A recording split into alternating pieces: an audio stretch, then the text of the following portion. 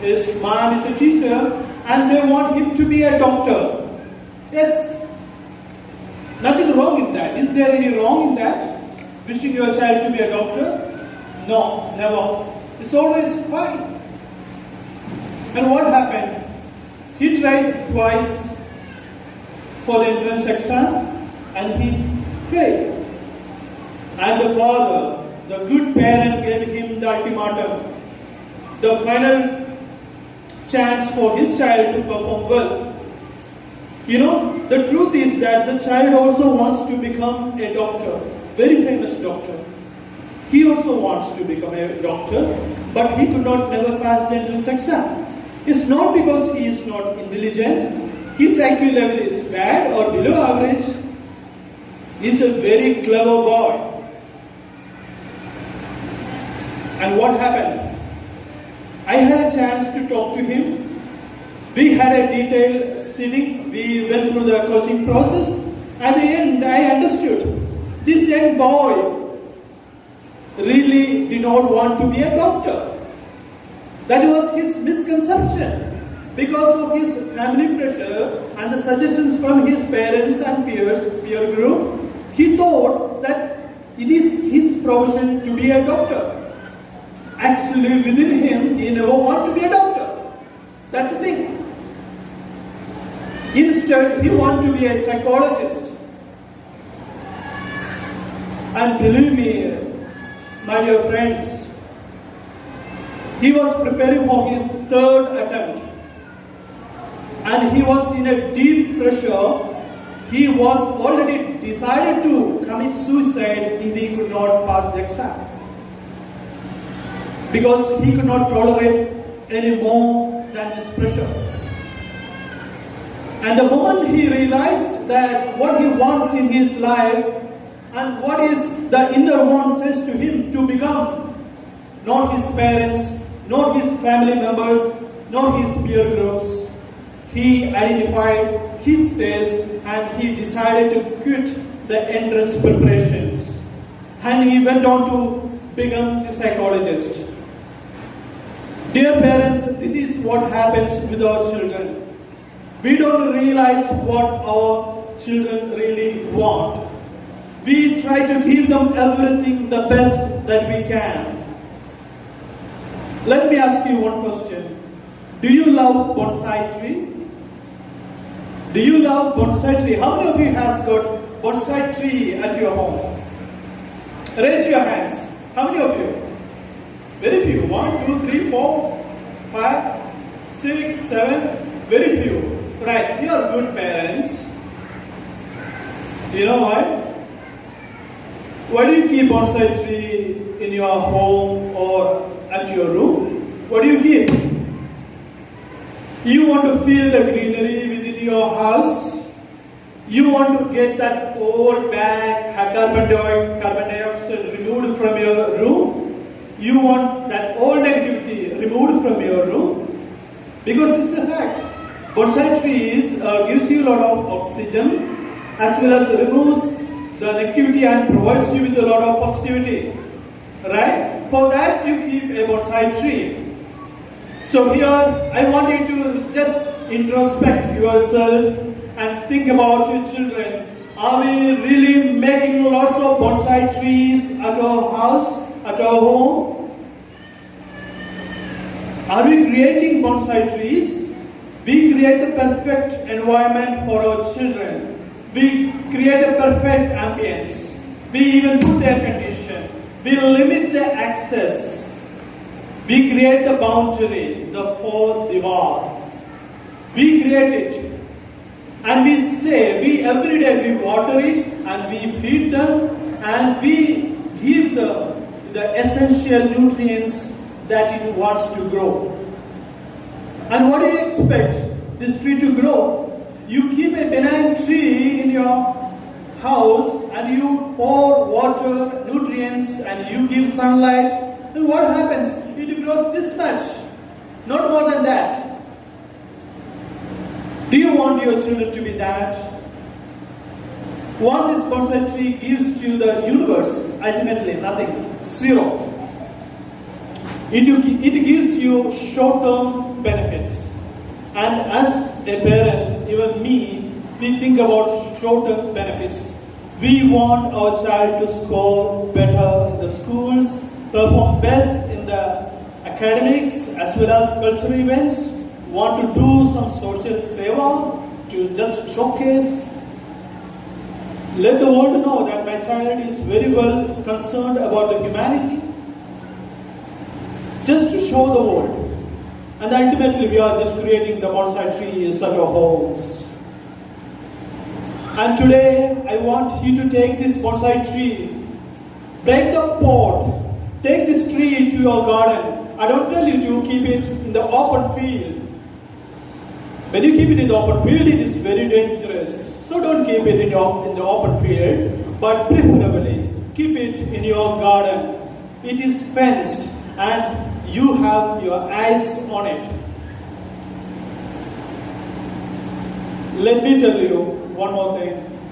It is more important to make your children self-efficacy. You are giving education. Education doesn't mean all these academic values. You want your children to make self-efficacy. You want them to perform themselves. They want to create their own outcomes. It is not that you plan and decide for their outcome. You have only the responsibility to create a nourishing environment for your children to produce a better outcome. Your responsibility stops here. Anything else? Really? Your responsibility really stops here. Don't go and indulge, don't go and micromanage your children for everything. Your children becomes what happens? No, it is always best for the short-term benefits. And once you train, manage, once you do all the follow for your children, it becomes like you are going to be like a trainer, one who is going to perform in a dog show, Every day trying hard to perform little better. So you don't want to be that. You want to be a good parent. Don't be a dog trainer. What happens, When he goes to the higher studies or the higher secondary school, the next question is how to get admission in a good college. The tiny handful of colleges in the country or in the abroad, we want our child to get admitted. So what is the best way? Score better. No other options. Unfortunately, some of our children get B plus or B, unfortunately maybe C. What happens then? The children are under immense pressure. They start testing to their friends, relatives, what can I do to get admission in a better school? And I have done everything in my life. My parents has put a lot of energy, trust, efforts on me to get good admission in the renowned colleges or the universities. And I couldn't. And then ultimately your children start to think about the worthlessness. The children start to think that they are worthless. Because there's so much energy and effort have been put for the years and the outcome is nothing. And your children start believing, yes, I am worthless. Why should I live? So I want none of our children to be in that state. Let us create an environment and start some practices today itself. Let us ask a few questions to our children when they come from the school. What do you ask? आज क्या है? Homework है? Maths का teacher ने क्या बोला? आपने किया? ऐसे पूछते हैं ना हम लोग? We really forget to ask some essential questions to our children. We should ask, hello dear, how was the day? How was the lunch given to you? Did you make any new friends at school? Did you make anything good? Did you do anything good at school? Or anything good happen to you today? Or did you help anyone in the school? them these probing questions. Always ask your children some probing questions so that they start thinking themselves. They start thinking about helping others. They start thinking about doing some happy moments, some bus moments in the school. They will start to open up. They start to believe that you're a good parent and not only concerned about the homework and the lunch given to you, right? So start asking them these questions. Ask them to share some stories in the school. And I know these tips and everything you know already, but sometimes we tend to fail, right? We are busy with our technology. When our child goes to school, we are watching television, news, important news, no? If I don't watch, something will happen in the parliament. So I have to watch. I don't see my child going to school. When he comes back, when she comes back, I don't see my child coming back. I don't see the emotions, the happiness when my child comes to my room or home. I don't identify. I am busy with my mobile phone, testing my friends, giving the replies to my employees. I'm very busy. I don't look. So I request all of you, my wonderful parents, start doing this activity. Whenever your child goes to school and come back from the school, put off, switch off, or keep it aside all your technology. Be human. Let your child know that you are human. You have emotions. And the last thing I want to discuss with you is, there was one study happened in Harvard University years back, one of the longest study, and that it revealed one truth. It is always good.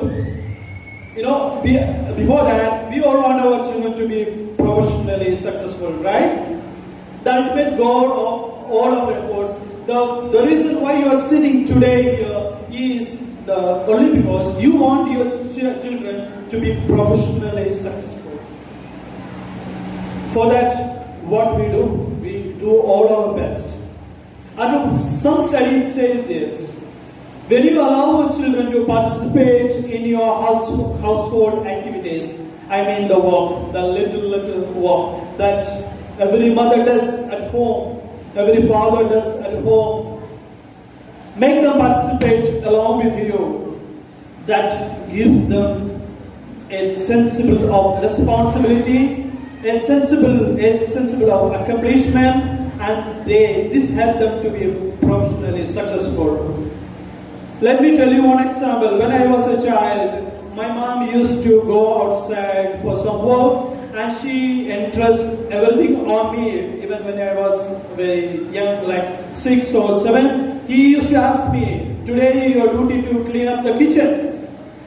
And nothing she would say. And I will put all my efforts to make my mom happy by making the kitchen so beautiful, tidy, clean. I put all my efforts. The planning, the implementation, everything comes within me. My mom did not instruct me what to do. So this is what we want to do. Take your children when you cut your subjects, when you wash your plates, when you mop your home, take your children along with you. Give them a piece of work. Let them clean their clothes, let them wash their dish. Let them do it alone. What happens now, the side effect of it is when they go to after completing their highly profiled education, when they go to work, whenever some problem happens, they come forward. They roll up their sleeves and come forward and ask the manager, "What can I do to help you?" Otherwise, we always will look for our tag. Yes, this is my work, and I should only this. This was instructed to me. Nothing else is my work. I cannot do this. But if you grow your children this way, they will come forward and help the company, help the society, help the universe to benefit its better aspects. So I want your children to be in that way. So it is your responsibility to create a nourishing environment for your children to become strengthened day by day, to face the environment, to face the world, and also love your children unconditionally. Don't expect anything back when you love your children. Love them unconditionally so that they can love others and also they can receive a lot of love from the universe. Show them how to love. You are young parents and your children are about like 4 to 6 or 7 years old. Teach them how to love. Express them the affection. It is not bad to showcase some affections of love in front of them. Teach them is nothing bad about expressing what you want to. Make them independent, and let me wind up my talk by just stating the last sentence. Be a parent who nourish or create an environment for your children to become the glorious self. Take the bonsai tree today out of your room and your house.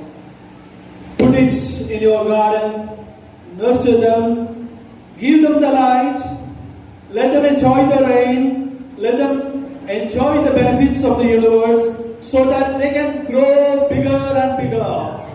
Thousands of birds can have home in them. Thousands of people can enjoy the shades of that tree. Let your children to be that. Thank you so much.